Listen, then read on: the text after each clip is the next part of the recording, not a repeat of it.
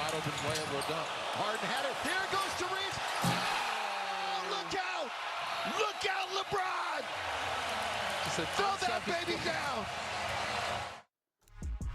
What a night for LeBron and the Lakers. Now the all-time record holder in games played, minutes played, points scored, and shots made. Yesterday, he added another past Kareem to become the winningest player in NBA history, 1,229 wins and counting, including the postseason. Amon Shumpert joining us again with Vinny. And Amon, Luka and LeBron, when they're at their best, this team is really, really good. You throw Austin Reeves in there, they're even better.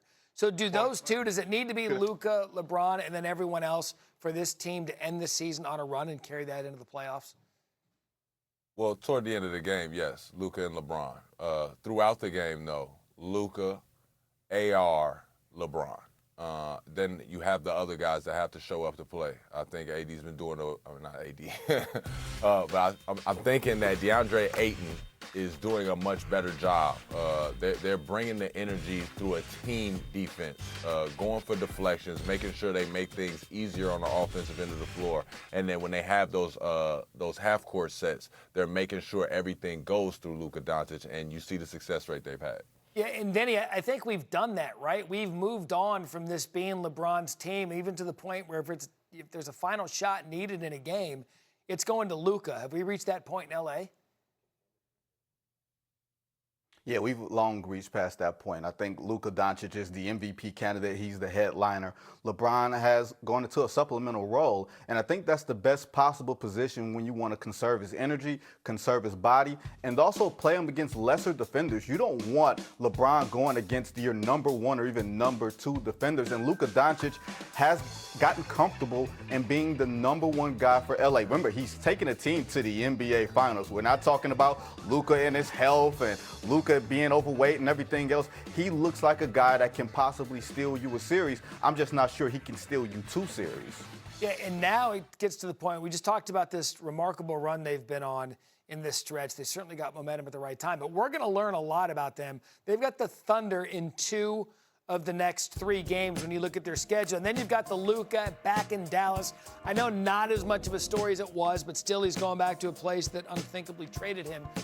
So, Amon, when you look at this next 3 games, we're going to learn a lot about the Lakers. What do you think we'll learn in those? I'm interested just to see what DA does. I think that a lot of the Lakers' success is going to ride on his shoulders when these playoffs come. And I think this is a very good preview. What better test do you get than to the matchup with the Thunder twice, once on the road and once at home? That's definitely a great barometer of how this could go in the playoffs, because the Thunder are a team that plays well on the defensive end. They're going to show you that matchup with first, second, and third defenders. They're going to throw a lot of different schemes at you because they'll be trying stuff for playoffs as they continue to stay at that number 1 spot. So I think it'll be a good barometer for the Lakers to see what they have and what else these guys have in the tank. I think LeBron understands to show a little bit more of a playoff look as he plays these guys the next couple of times. Yeah, and I'd say this. We've been talking about it now for the last month. By the Lakers look good. We're about to find out how good next week with 2 meetings against the Thunder going in. Let's move on to the Knicks now, whose struggles continued last night on the road against the Rockets. They were down double digits most of the game. Couldn't stop Kevin Durant. Finished with a tidy 27 points. The 111-94 loss was New York's 3rd straight as they remain 1 game up on the Cavs for the 3 seed in the East. And here was Josh Hart post-game on the Knicks' recent foreplay. We're not going in the right direction. We're not trending upwards. So we got to figure it out. It was 3 tough ones. We got another one tomorrow. That's a must-win for us.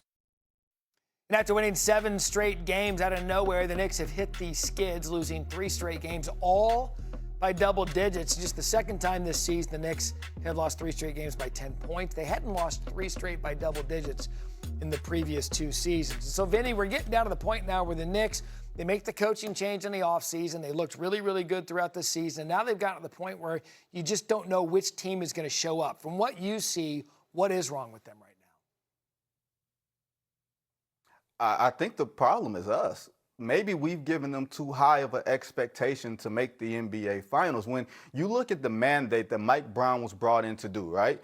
Make the team deeper, lessen the dependency on the starters. He's done that. Josh Hart isn't playing as many minutes. Karl Towns isn't playing as many minutes. Diversify the offense. They're a top 5 offensive team, a top 10 defensive team. Like, they are reaching certain benchmarks that are the hallmark of championship teams. But when you watch them play, and when you watch them play against good teams, they're 4-8 against the top 5 teams in the league. That's not a great sign going into the playoffs. And the regular season at some point, guys, has to matter. When you're this level of inconsistent against really good teams, and one of your leaders, Josh Hart, is saying that a game in Memphis is a must-win, that lets you know that the vibes aren't great inside that locker room. I know that things can turn on a trifle. The Knicks can go right back to where they were last year in the playoffs as far as surprising everybody. But I don't think you can expect Lightning to strike 2 times in a row. They didn't make significant personnel changes.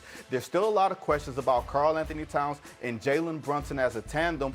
And just fundamentally, you're not sure if they have the personnel to compete with Detroit and Boston, who they may see in round 2. So, Amon, having said that, how do they get out of this funk? I think the way you get out of this funk is, one, you continue to hang your hat on, though these are just numbers, you want to continue to do these numbers because these are all great things. I think that the Knicks have shown a lot of good things throughout the season. It's just what Vinny's talking about, that level of consistency that we want to say at the end of at the end of a game during a big series, we know what's going to happen. Right now, we don't know what's going to happen. At least last year, we knew, hey, Jalen Brunson's going to pound it. He's going to dribble it all game, but he's going to keep that game close, and they're going to have a shot at the end. Now we're starting to look at it and say, man, do we want it to go back to that, where he's controlling everything and you're pulling so much out of somebody that is not one of these guards that are one of the bigger guards in the NBA. And I think that seeing Houston match up with them last night, you saw that size bothered them. And when you look at the rest of the Eastern Conference, there is size. There is stuff that's going to come in there and bother Jalen Brunson. So I don't want the length to start bothering them. I want them to keep their foot on the gas. But I think that Karl-Anthony Towns and their bench should provide them a little bit more help. Vinny.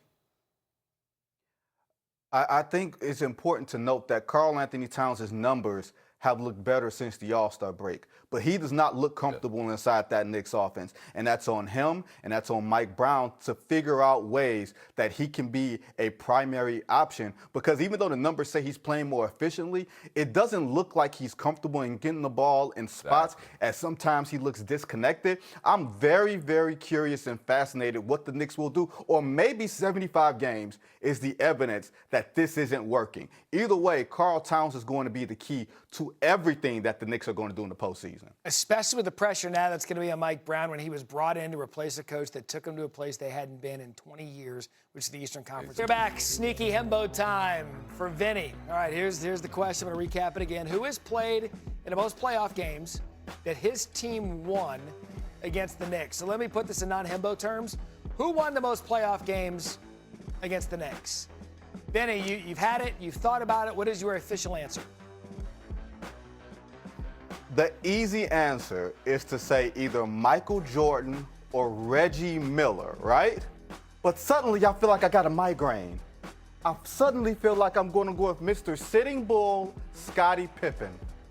Final answer. Survey says Scottie Pippen, the winner. Wow, well done. Vinny is now 4-1. Vinny is Scottie Pippen. Hembo is the Knicks. Hembo, you stink. He's absolutely destroying you. Do better. Do better. Come on, Sim. Come on, Hembo. Do better. I was thinking for a minute that it could have been someone like Tony Kukoc. All right, wake-up call from Hollywood. Luka, LeBron, watch.